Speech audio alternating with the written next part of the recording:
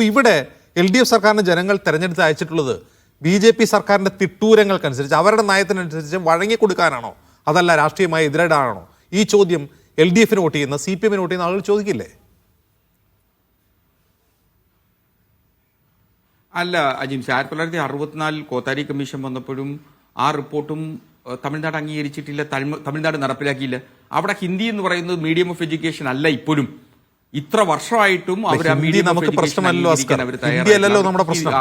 നമ്മൾ ഹിന്ദി പഠിക്കാൻ തയ്യാറാണ്, മുമ്പേ തയ്യാറാണ്. നമ്മൾ ഹിന്ദി പഠിക്കാൻ തയ്യാറാണ്, ഹിന്ദി മുമ്പേ. നമ്മുടെ പ്രശ്നം എന്താണ്? നമ്മുടെ പ്രശ്നം ഒന്ന് ഫെഡറലിസത്തിന് മേലുള്ള കടന്നുകയറ്റം, രണ്ട് പക്ഷെ തമിഴ്നാട് അപ്പോഴും തയ്യാറല്ല, രണ്ട് ചരിത്രത്തിന്റെയും വിദ്യാഭ്യാസത്തിന്റെയും കാവ്യവൽക്കരണം. ഇത് രണ്ടുമാണ് നമ്മുടെ പ്രശ്നം. അല്ല, അതിനെ സംബന്ധിച്ച് ഞാൻ പറഞ്ഞുതരാം. 4.31 ക്ലോസിൽ NEP 2020 4.31 ക്ലോസിൽ വളരെ കൃത്യമായിട്ട് പറയുന്നു, സ്റ്റേറ്റിന് കരിക്കുലം തീരുമാനിക്കാൻ, പാഠ്യപദ്ധതി തീരുമാനിക്കാനുള്ള അവകാശം സംസ്ഥാനങ്ങൾക്കുണ്ട്.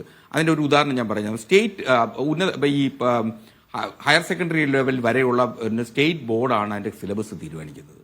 ആ സ്റ്റേറ്റ് ബോർഡിലേക്ക് കരിക്കുലവും സിലബസും തീരുമാനിക്കുന്ന കാര്യത്തിൽ ഇടപെടുന്നതിന് കേന്ദ്രത്തിന് കഴിയില്ല. അതൊരു വസ്തുത തന്നെയാണ്.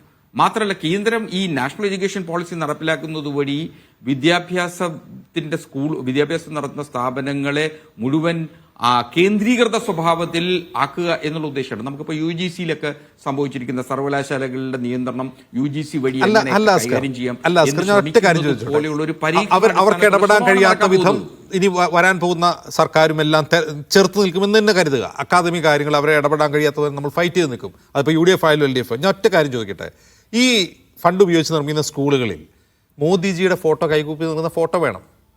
ആ ഫോട്ടോ കണ്ടുകൊണ്ടാണ് കുട്ടികൾ സ്കൂളിൽ പോകുന്നത്. അതിന് പിന്നിൽ കൃത്യമായ രാഷ്ട്രീയ ലക്ഷ്യമുണ്ട്. അതൊക്കെ അങ്ങ് അംഗീകരിക്കാൻ വേണ്ടിയാണോ LDFന് ജനങ്ങൾ വോട്ട് ചെയ്ത് ജയിപ്പിച്ചത്? അജിംസെ, അതിൽ അങ്ങ് അതൊക്കെ തെറ്റിദ്ധരിച്ചിരിക്കുന്നുണ്ടാണ്. PM ശ്രീ സ്കൂളുകളുടെ മുന്നിൽ മോഡിയുടെ പടം വെക്കണമെന്ന് ആ പദ്ധതിയിൽ എവിടെയില്ല. അങ്ങ് ഇപ്പോൾ PM ശ്രീ നടപ്പിലാക്കിയിട്ടുള്ള ഇന്ത്യയിലെ മറ്റിതര സ്കൂളുകളിൽ 33 സംസ്ഥാനത്തെ സ്കൂളുകൾ ഒരിടത്തും ചില സ്കൂളുകളിൽ വെച്ചിട്ടുണ്ട്, ഞാനത് അംഗീകരിക്കാം. UPയിലെ ചില സ്കൂളുകളിൽ, ബീഹാറിലെ ചില സ്കൂളുകളിലൊക്കെ ചിത്രമുണ്ട്. പക്ഷെ ബാക്കി ഒരു സ്കൂളുകളിലും വെക്കണമെന്ന് നിർബന്ധം ഇല്ല. അതുകൊണ്ട് കേരളത്തിൽ എന്തായാലും അത് വെക്കാൻ പോകുന്നില്ല. ഇനി അഥവാ PM ശ്രീ നടപ്പിലാക്കിയാലും PM ശ്രീ പദ്ധതി ഇവിടെ നടപ്പിലാക്കണോ വേണ്ടയോ എന്നുള്ള കാര്യത്തിൽ നാളിതുവരെ തീരുമാനമെടുത്തിട്ടില്ല.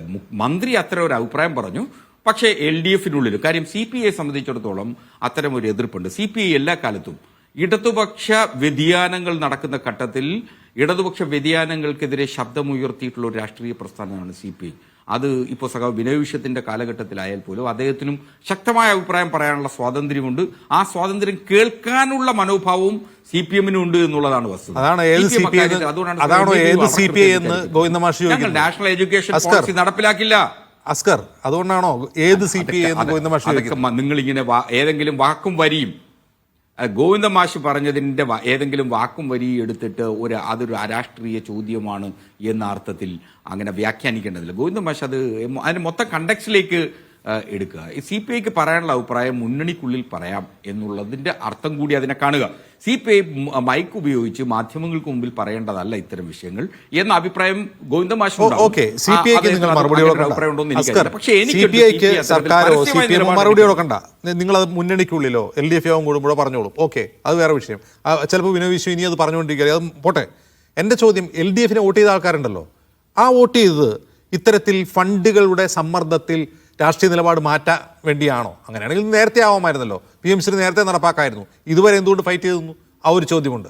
രണ്ടാമത്, ഈ ഫണ്ട് മാത്രമല്ല, എത്രയോ ഫണ്ടുകളുടെ കാര്യത്തിൽ തമിഴ്നാടിനെയും കേരളത്തെയും ഉൾപ്പെടെയുള്ള പ്രതിപക്ഷ സംസ്ഥാനങ്ങളെ കേന്ദ്ര സർക്കാർ ബുദ്ധിമുട്ടിച്ചുകൊണ്ടിരിക്കുകയാണ്.